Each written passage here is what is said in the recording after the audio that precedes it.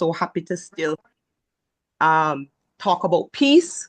So, who is Novelet Grant? Everybody here knows her, but we still have to introduce her because we do have people who may have forgotten what she does, who she is, and we do have visiting Rotarians that may have not heard about her before. So, Novelet Grant, OD, JP, MA, MSc, BSc.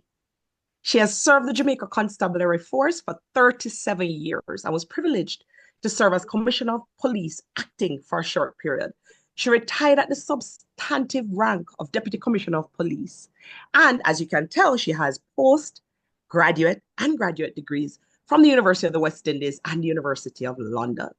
She's a trained and experienced facilitator, and she's been doing that for over 24 years. Her advocacy for coordinated community service is one of the brilliant things about her in Jamaica. She's always speaking up, and in particular, the domestic violence space. Novelet conceptualized and established a domestic violence institute, or a DVI care center, to facilitate police and community volunteers providing appropriate intervention and response to victims and perpetrators of domestic violence. She has received recognition from the Jamaican government, from non-government agencies, from our Rotary, and the people of Jamaica. The Canadian government recognized her advocacy for individual outstanding commitment to advancing gender equality in Jamaica. And for this, she received the Gender-Based Violence Prevention and Response Award. She's also certified in Gender-Based Analysis Plus from the Government of Canada. As a JP and a charter member of this Rotary Club, she's a Paul Harris Fellow, and she's a past president of the Rotary Club of Manor Park. She's an IEP Positive Peace Ambassador for Rotary and Rotary Caribbean Peace Activator. Novelet Grant, we call her PPN, believes in service above self and continues her advocacy and volunteerism to help transform the lives and communities across Jamaica and in the region and in Rotary. I turn it over to you, Novelet. Hopefully now everybody knows everything about you.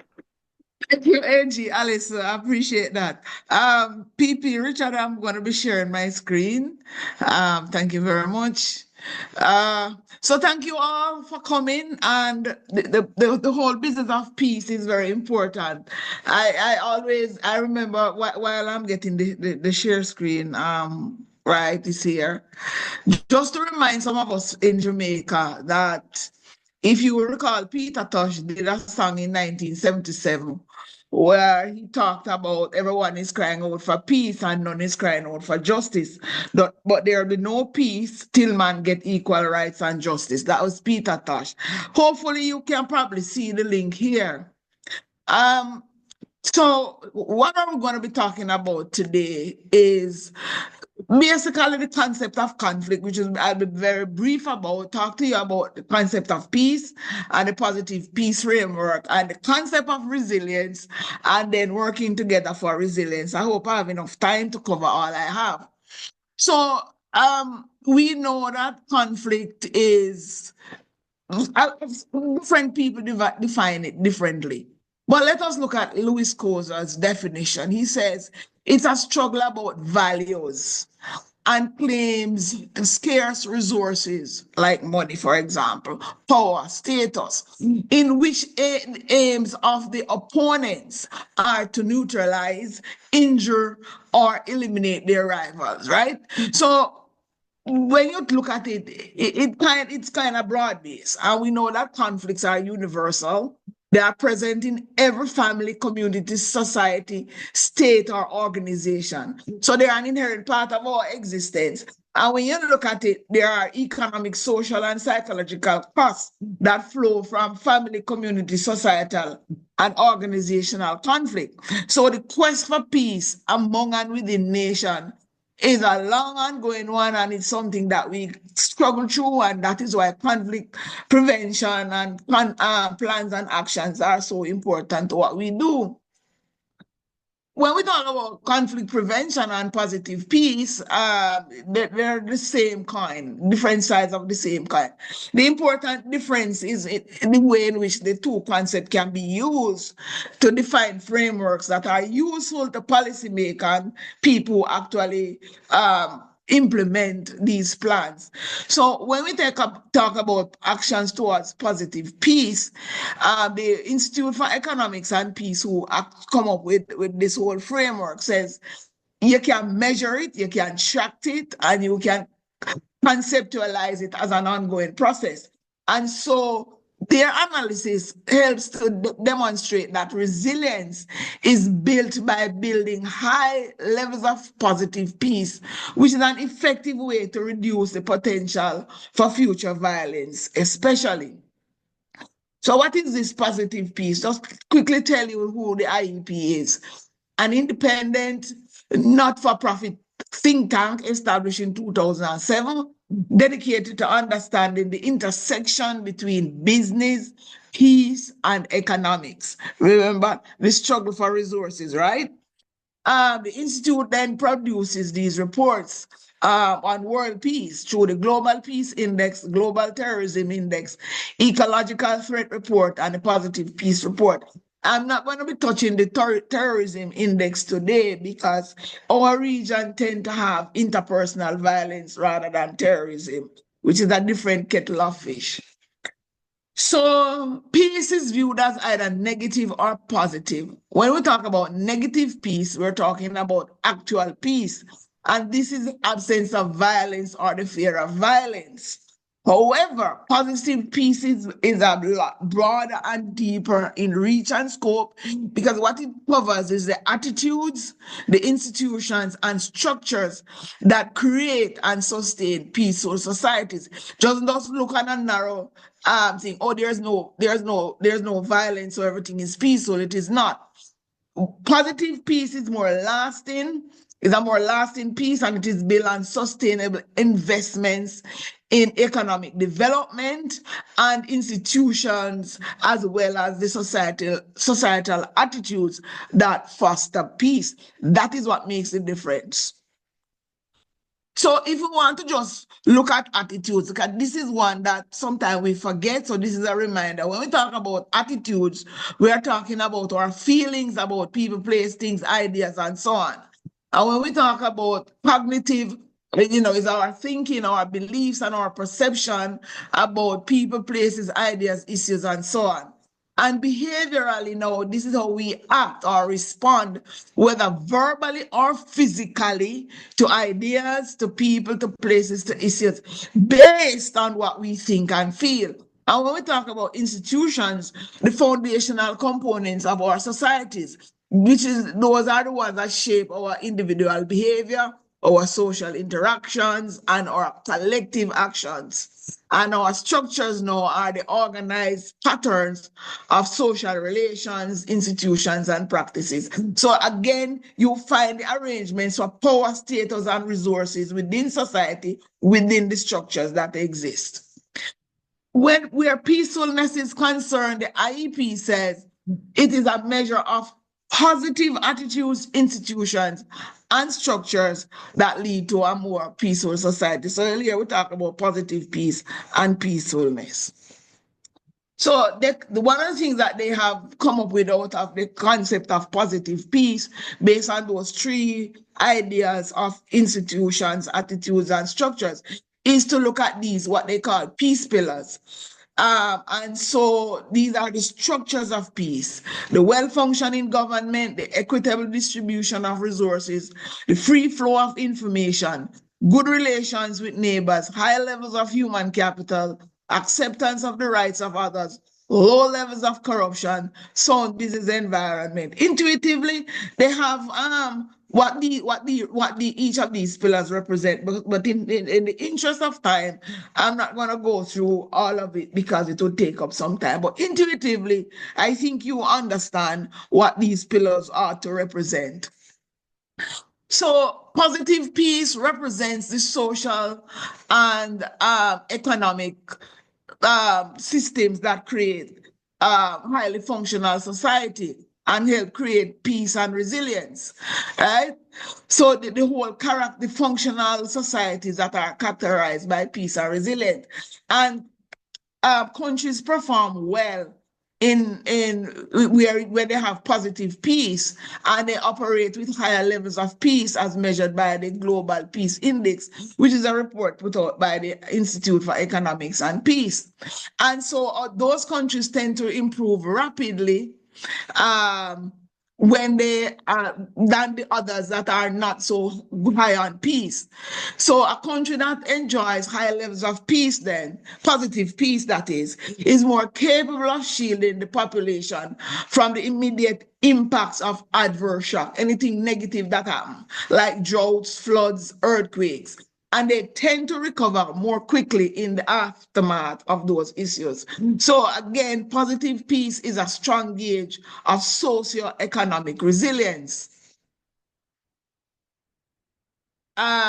So again, therefore, positive peace is a predictor of the resilience, right? And their research has been showing it that they have been producing over the years. Because what they find when there is high levels of positive peace, then the societies tend to be more effective in protecting lives and livelihoods from the impact of natural disasters. They recover more rapidly from economic crises. They adjust more easily and quickly to technological, business, and social disruption.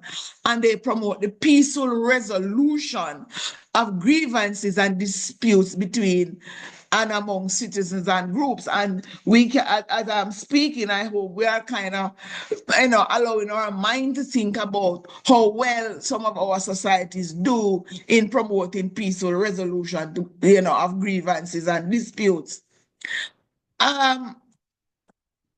Oops. Are you hearing me? I hope I'm not stuck.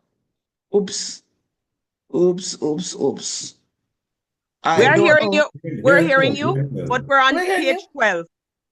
Yeah, but my thing is not moving here. Let me just escape and see what happens. Okay. Let me see if I can get it back. It was just stuck for a minute. Let me go.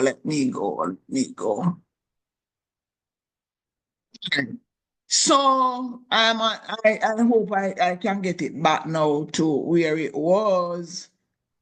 Right,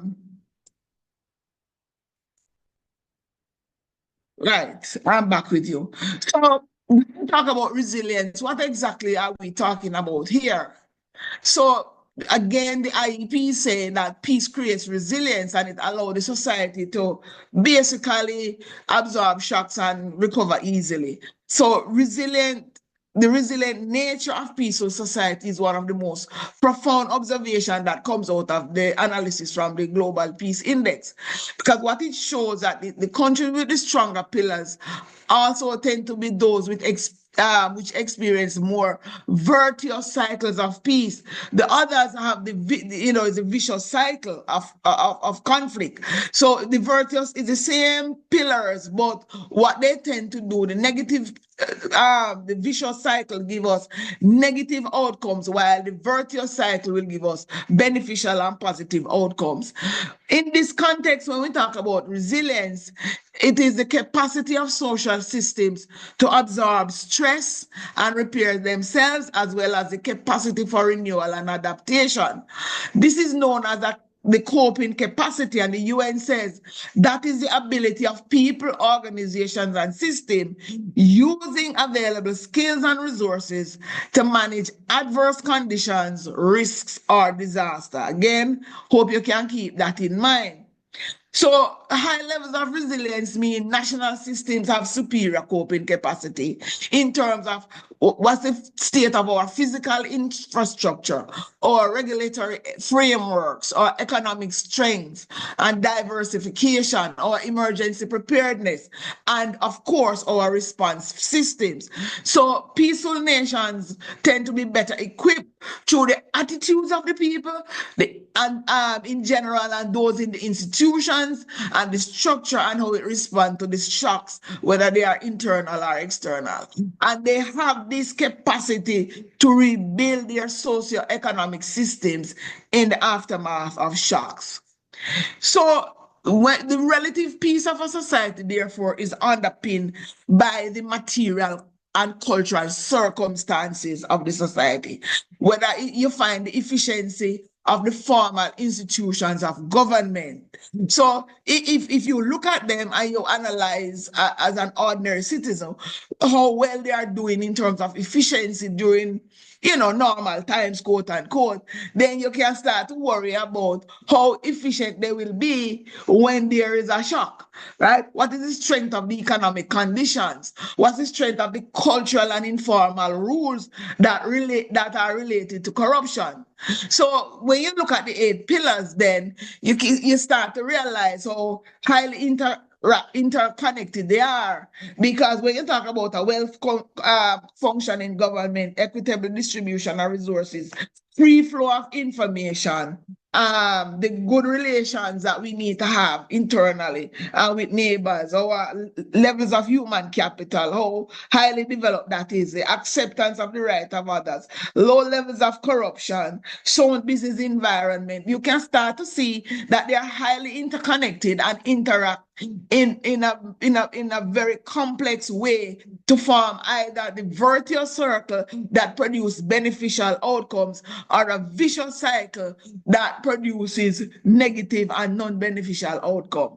So the framework, man, these pillars, this positive peace framework, what it does, it describes for us the quote unquote optimal environment that we need for peace to flourish. So peace building efforts then should aim at enhancing and building these pillars as much as possible while dealing with whatever tactical issues such as violence, containment and prevention that we need to do on a day-to-day basis. So peace and resilience, then, I mean, internal peace correlates strongly to the level of cohesion and civic activism that we have in our societies. Because these are key proxies that indicate the ability of the society to resolve internal political, economic and cultural conflicts, as well as being able to respond to external shocks. So the mutually reinforcing nature of the pillars suggests that as individual pillars become stronger, they will also reinforce other pillars, thereby strengthening a country's resilience.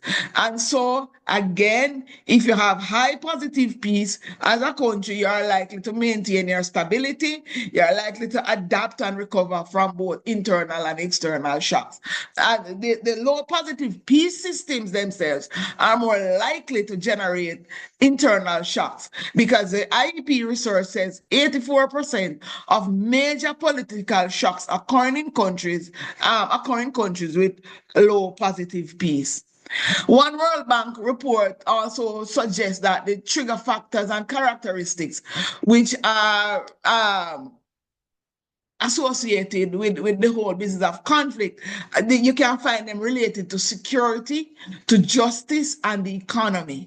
And it is generally accepted that these drivers are associated with greater risk of conflict that would include low average income, the size of a country, where a conflict has recently been experienced, and then when you add external economic stresses, such as sudden price increases or decreases, it may provide an impetus for conflict. So look at if you have a sudden increase in the price of food in a society or in a community, and then you combine that with limited social safety nets or alternative sources of subsistence, then you're going to get an increase in tension and violence and crime.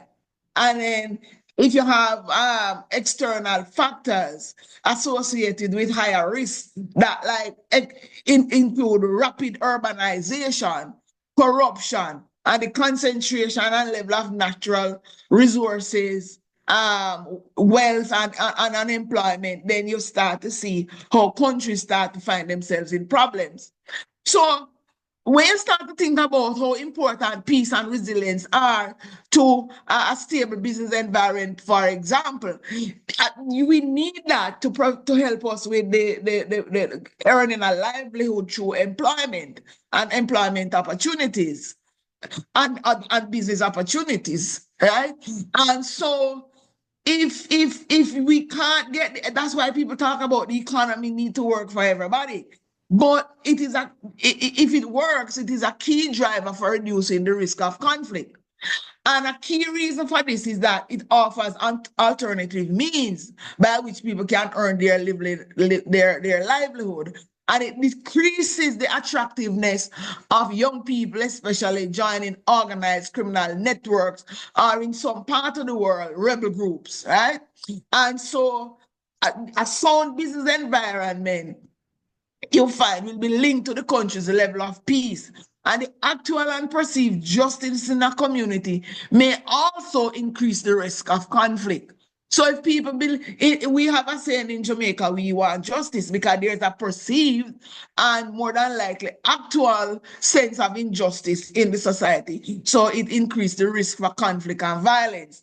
And in Jamaica, we don't have a lot of problems around ethnic and religious and so on and so on. But some countries in this region does it. We do have within communities where people are organized along certain familiar lines. It's like intergenerational problems, and it continue to fuel internal conflict. So, and then if you think about it too, that the risk of conflict can increase if the government is perceived to infringe on the fundamental rights of its citizens. There's always going to be unrest. And so when we talk about pillars such as acceptance of the rights of others and well-functioning government, we can start to see how vital those things are in ensuring, or those pillars are in ensuring social cohesion, justice, and the prevention and mitigation of community tensions. And once you have community tension, it's going to move on into actual violence and problems. And so another thing that the research has found is the strong link between corruption within the police, the military, and judiciary, and the levels of peace that exist in the societies. And so they said that there appears to exist a tipping point such that after a certain level of corruption, small increases in corruption result in large falls in peacefulness. So you're going on and going on with corruption, then you reach this tipping point, and it just takes a feather for it now to create this large fall or decrease in peacefulness in societies. So let us look at the ecology. One of the big problems that we have in the world, that everybody have talked about, is around these ecological threats. The IEP look at it from the perspective of food insecurity, water risk, natural disasters, and demographic pressure. So they look at 207 countries and territories, and 50 face high or very high levels of ecological threat. It estimates that almost 2 billion people will live in these 50 countries by 2050. Quite a few of them are in Africa, on that continent. At present, these countries are home to just under 1.3 billion. And 10 of these people reside in countries with low levels of societal resilience, i.e. their level of peacefulness is really not able to help them deal with and recover from shocks. So they said that 64 countries face a very high threat, or at least for at least one of the 4 indicators that we talk about: food, water, demographic pressure, and natural disasters. Now, what they're saying is that the people are facing food insecurity, and it may reach 1.7 billion by 2050. Funny enough, Haiti and Jamaica, Haiti is number 17 and Jamaica is number 20 on the list of 20 countries with the lowest output of cereals per hectare. Now, I assume that for us, it will be things like rice and whatever else, I don't know, but we are on that list. Global food prices remain almost 25% higher than their pre-pandemic levels. And water risk is not strongly related to water resources. because many countries have high levels of water, but they don't have the means and the institutions that can provide adequate clean water for the civilians, for their population. So, and then the impact of natural events, we know it's felt through the world, and there are areas in almost every global region that face higher, very high levels of risk from natural events. We know that we have this clockwork tropical hurricane season, and in recent times we start to see our place shaking a little more frequently than back in my youthful days. An earthquake was something very far away in my thoughts. Now we have to think about them. And of course, the debate about climate change is there, but whether you believe it or not, we have to understand that the world is changing. So they are also suggesting that if we have multiple ecological threats related to food insecurity, water, and demographic pressure occurring simultaneously, then all of those could converge and amplify each other and cause a multiplier effect. They just get bigger. And so improvements in water and food security will also improve a range of other factors, including health, development, and societal resilience. Combined with improvement in local governance, then the likelihood of future conflict could be substantially lessened if we could do all of that. And so we're just going to tell you out of this slide is that their analysis about ecological threat identified 27 ecological hotspots, which are countries facing high ecological risks that intersect with low societal resilience. And so when you look at the countries that are facing very high threat, is here are the threshold for that. Food insecurity is when more than 42% of your population have insufficient food consumption. Impact of natural events when more than 100 people are killed or displaced by natural events on average every year for the past 20 years. Demographic pressure is when more than 40% increase in population. You're going to have that by 2050. And water risk is more than 20% of the population do not have access to clean drinking water. So shocks to food systems, whether due to ecological or natural disasters, political instability, or economic disruptions, can lead to increased civil unrest, forced migration, and a higher likelihood of conflict. And we need to think about migration not just external to a country, but you do have migration that happen within countries where people flock to urban areas hoping to find a livelihood. In these hotspot countries, 17 or so of them are found in Africa, 4 elsewhere, but we do have one in our region. We have Haiti as in this group of country as a hotspot country. So what is the impact of natural events?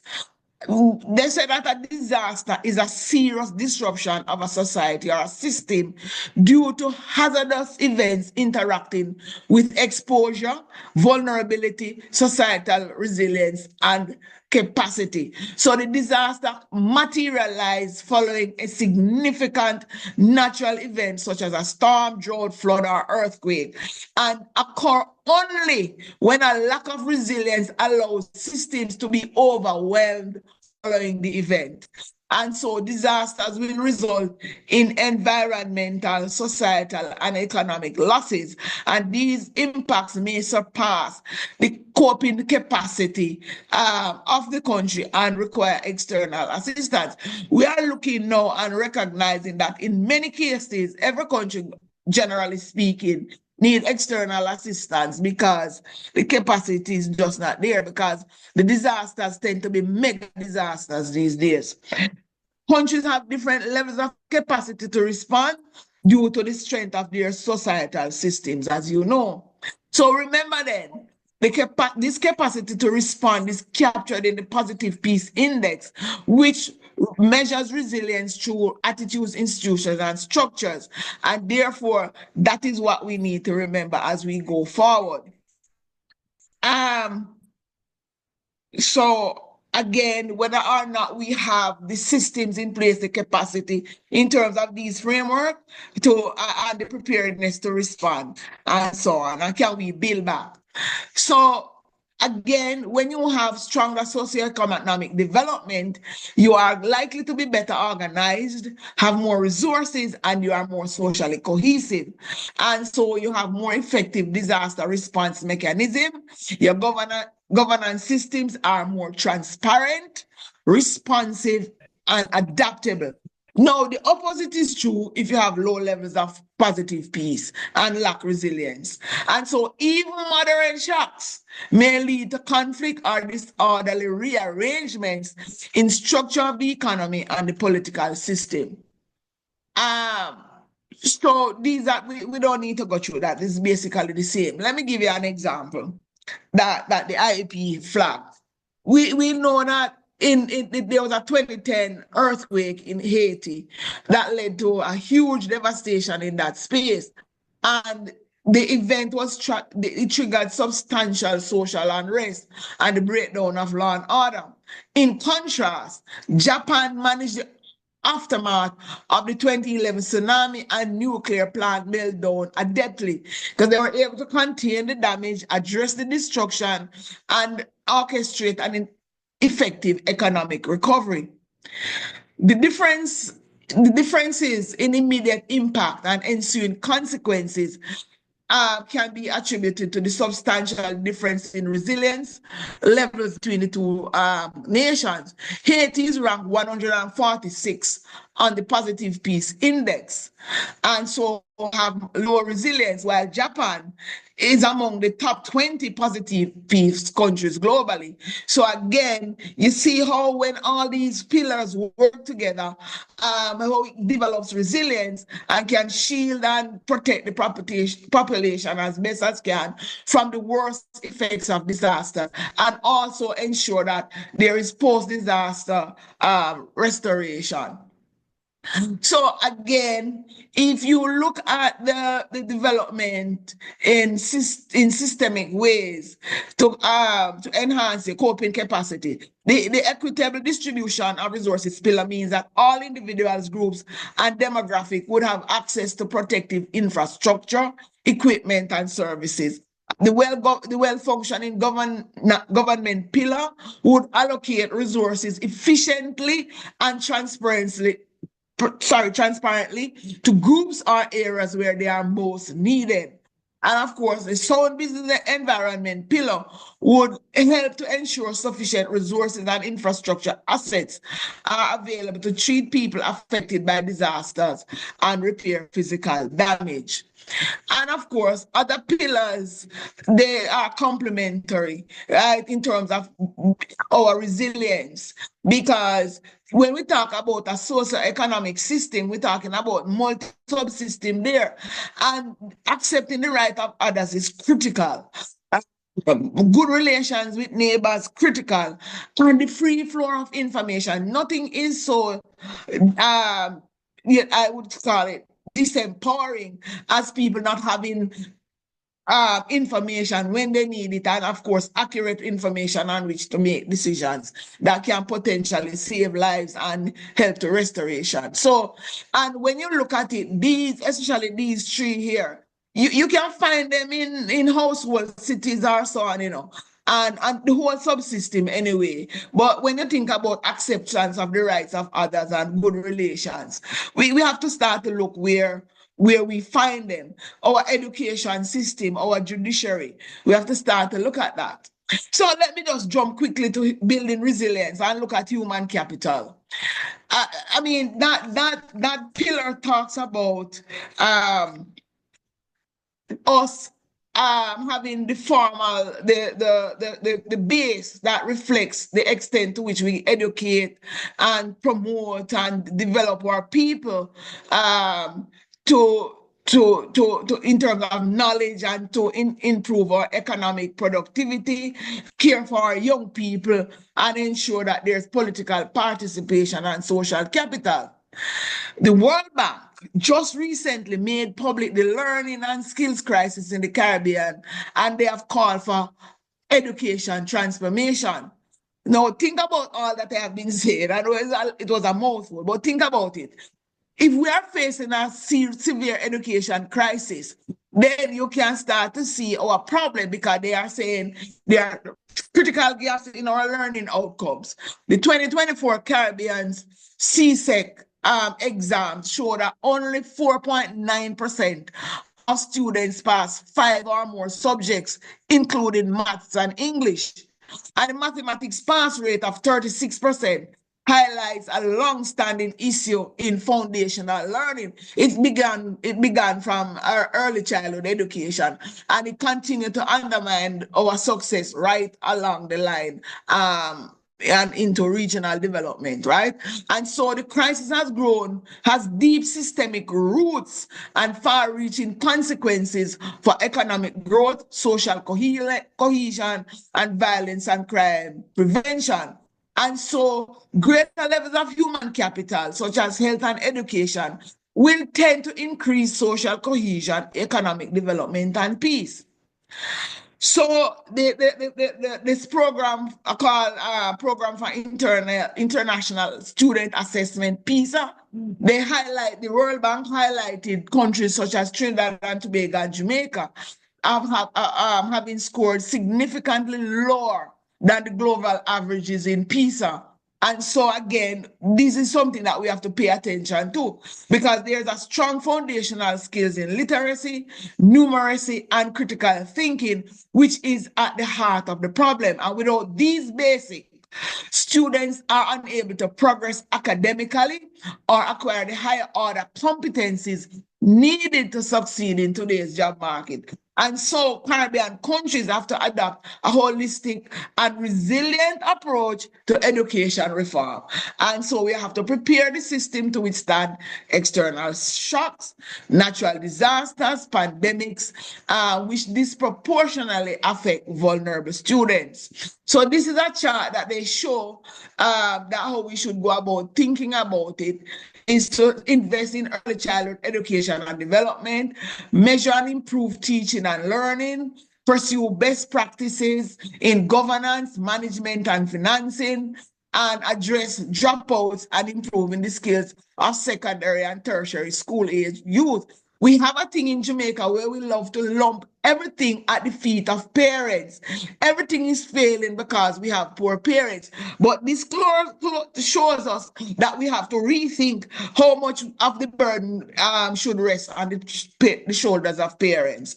And just quickly to wrap up, investing and committing to positive peace means that we can start to think about our stability and our ability to respond and recover. And so when you look at goal 16 of the oh Lord, it just the SDG. I hope you all remember what I mean. It just went out of my head. It's the development goals, right? That we all, a lot of us countries sign up to with the United Nations. That 16 says we are to promote just and peaceful and strong institutions. And the positive peace pillars obviously protect this goal.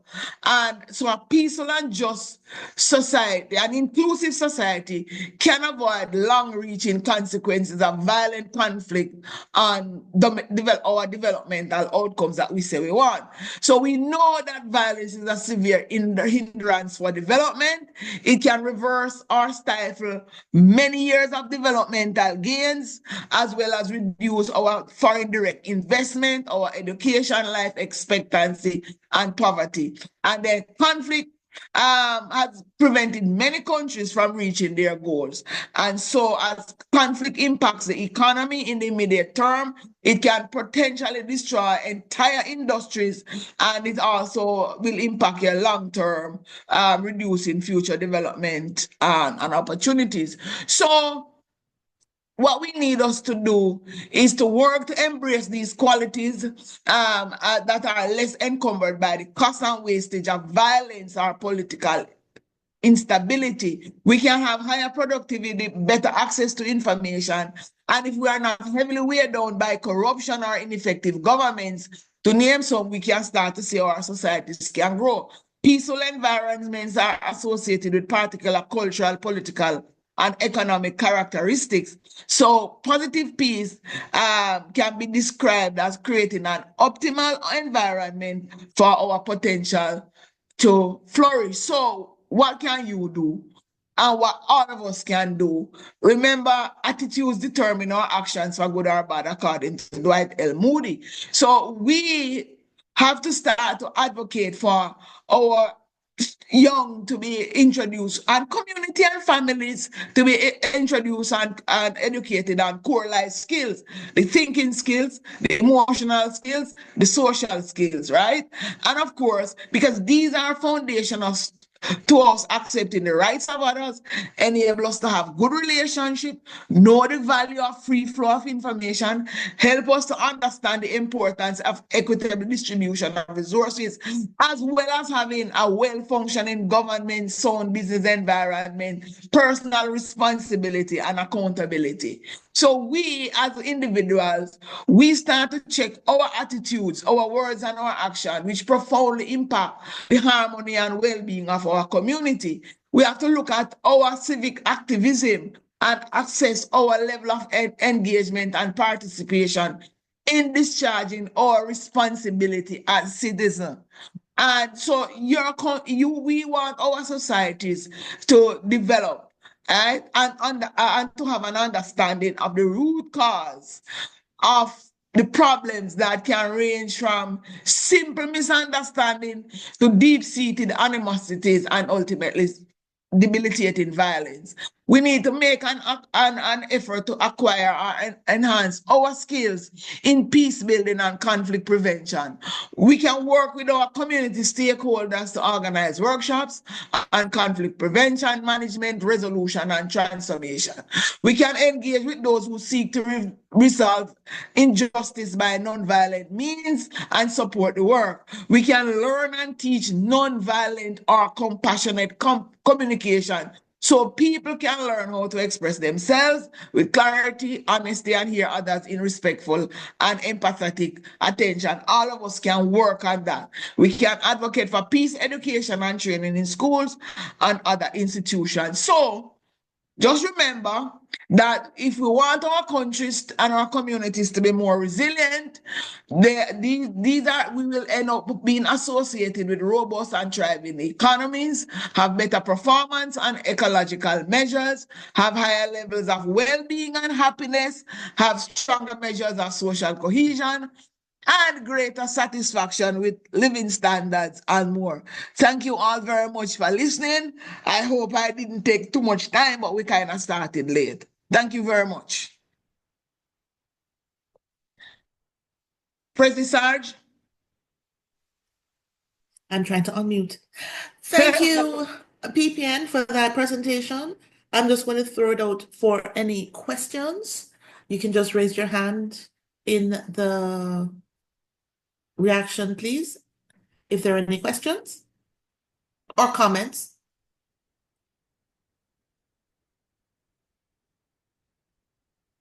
Wonder if they heard.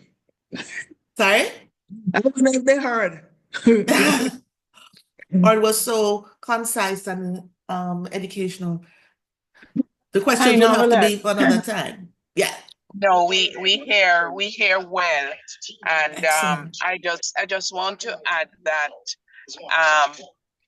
the peace index that Ms. Grant spoke about is something that also looks at the measurement in conflict countries, and the way she expounded on it, I was thinking whether or not she was also working in conflict countries when she spoke about the peace index. So thank you, Ms. Grant, and thank you for highlighting the peace index and the work of the United Nations. Thanks very much.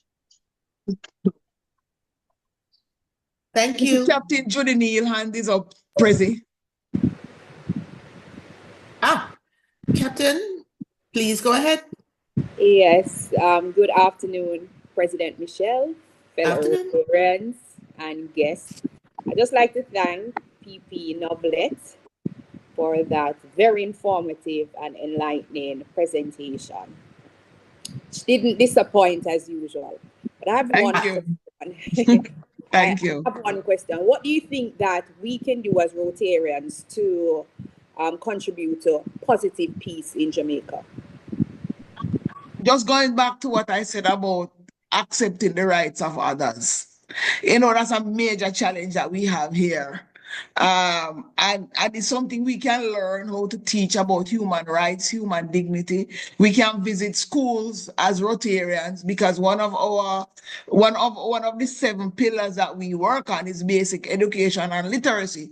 So we can say we are going to give basic education and literacy education when it comes to peace, when it comes to that, accepting the rights of others, building good relationship. We can start there because I think that is where some of our fundamental conflict problems emerge from, because we are always too busy quarreling over small things. Because in our society here, as you know, Rotary and Judy, we have a number of incidents that start out of what looks like triviality and it escalates into major problems.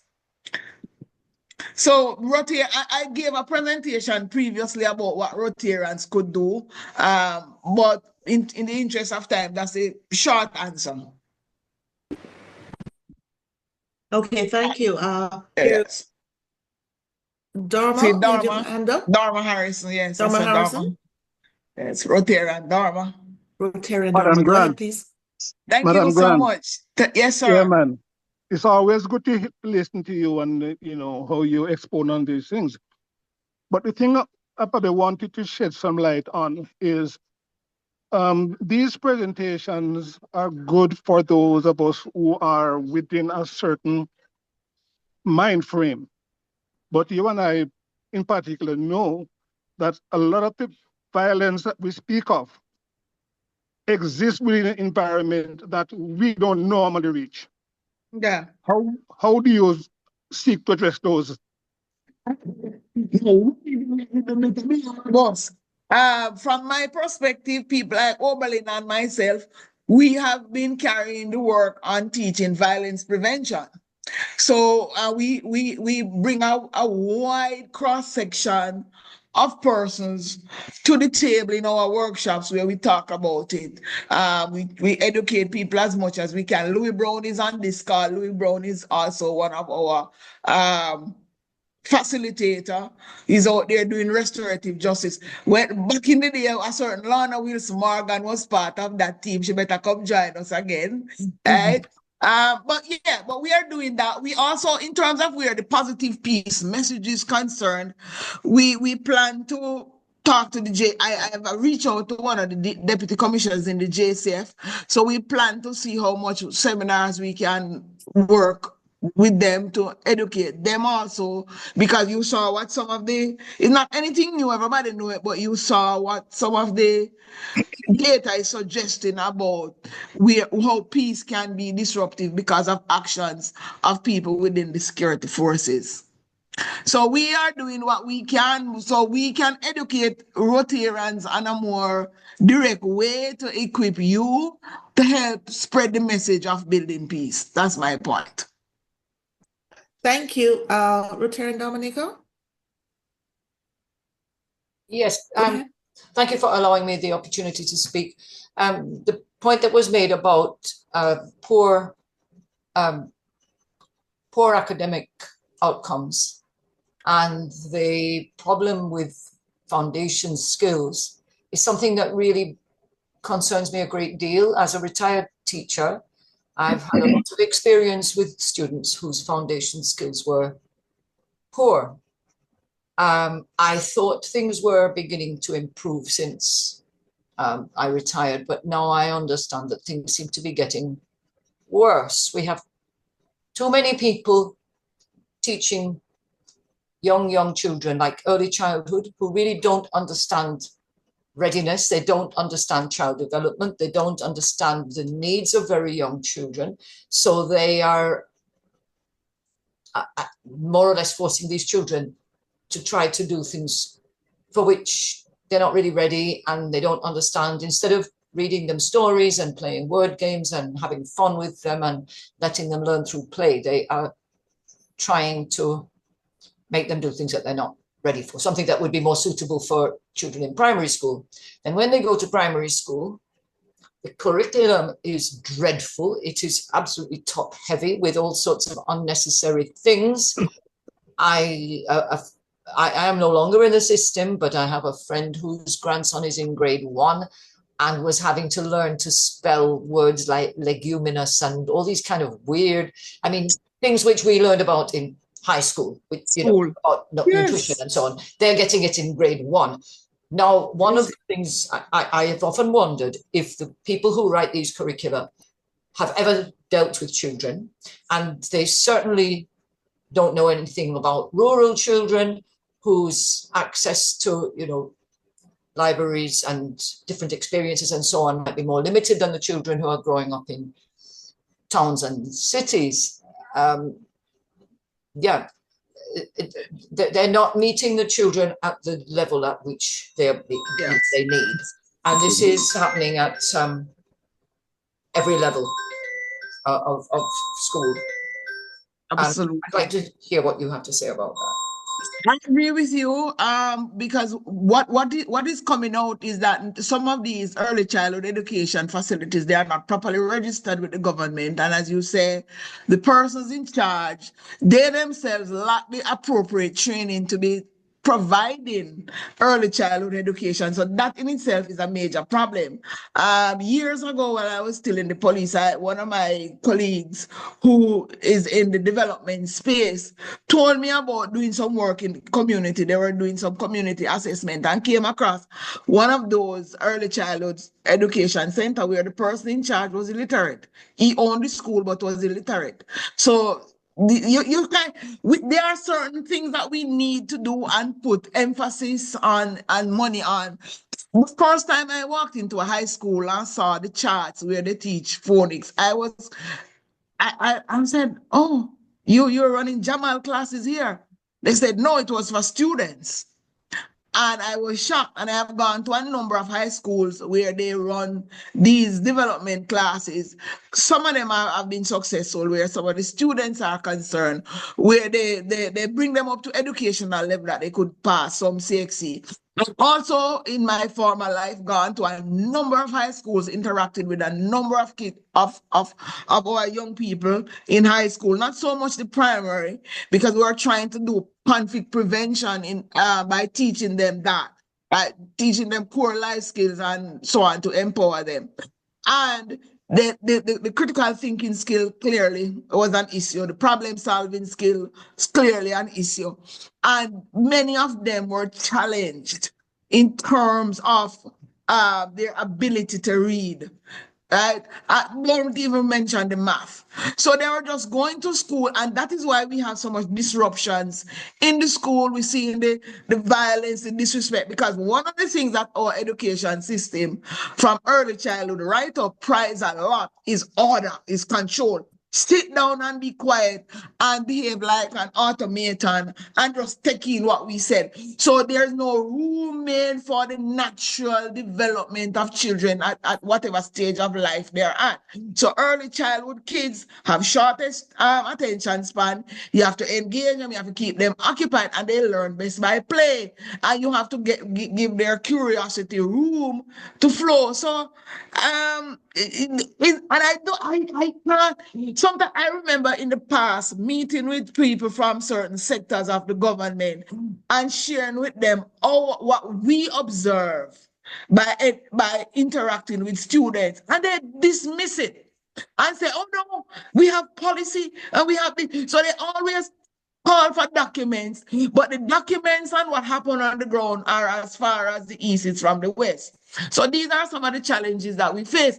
This is what we need actually, is for more of us to be active. This is part of the civic activism that we need, where we start to really get, when we know these things, we don't just leave off a place like this platform and keep quiet.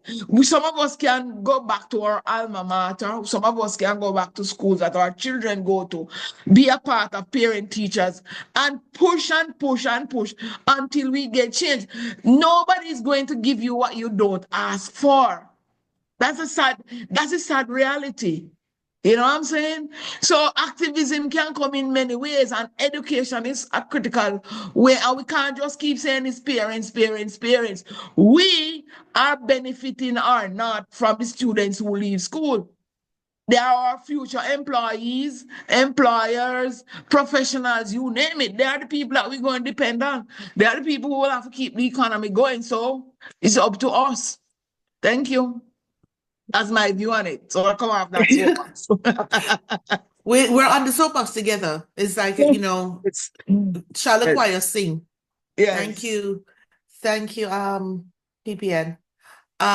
We're running into almost 2 o'clock, so we're going to leave it there. I'm just going to ask PP Richard to please give a vote of thanks to the lady of the hour. My lady for all days.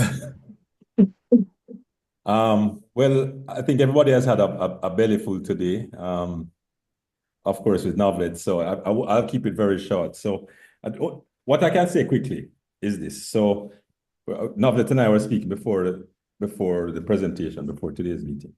And we're speaking, of course, about having to be on Zoom and doing video calls. So many years ago in a previous life, I should say, I used to go to conferences a lot because, you know, Zoom never really existed in the way it is now. And because you go to conferences and they're expensive, you travel far sometimes, you stay a few days in a hotel, whatever. You try to, well, my rule of thumb was what the value that I get, if I can identify, let us say 2 things. If I identify 3 things, then I know that I have a very successful conference. But if I try to identify at least one thing I learned, not necessarily networking, but just one thing I learned from the presentations. And if there's something that, not just learning, but that made me look at things differently, then I would consider that a successful conference. And I've seen this presentation before. And it struck me then as it's striking me again, hearing it, and I'm embarrassed to say it, because it is a call to action in many ways, and it is for us as individuals to recognize that this is a call to action and then do something about it. For a long period of time, peace, and certainly let me speak for myself, is seen as a passive thing. But what Novlet is presenting is saying that peace is an active thing. It's not just the absence of war or conflict. It is that there are elements within society that create situations that peace thrives for extended periods of time. And nobody can correct me if I'm incorrect. So if Russia and Ukraine were to sign a ceasefire tomorrow, for example, and that ceasefire were to exist for whatever period it exists for, does not mean, yes, there's peace in a sense, but does not mean that there's positive peace. So, based on what I said before, just in terms of our presentation, that has something that I can internalize and benefit from, and Novlet has hit it out of the park again. So it is, personally, I have to say thank you. And for those of us here, I want to say thank you for all of us. I mean, we're lucky to have Novlet as a past president of the Rotary Club of Manor Park and an active member of the Rotary Club of Manor Park. And we're lucky to have her as a country of Jamaica, because not only making presentations that we can share with other Rotarians in the region, but also of the work that she actively goes out and does all the time, promoting the very same things that she's sharing. Just a little tip of it with us today. So I want to say a very, very deep and heartfelt thank you to my good friend Novlet for what she has done here today, sharing this with us, but everything that she has done. And I can't say enough, and it will take the rest of the day to really elaborate on it. So that's what I wanted to say in my thank you to Novlet. Thank you so much. Thank you, my brother. Thank you very much. I appreciate it.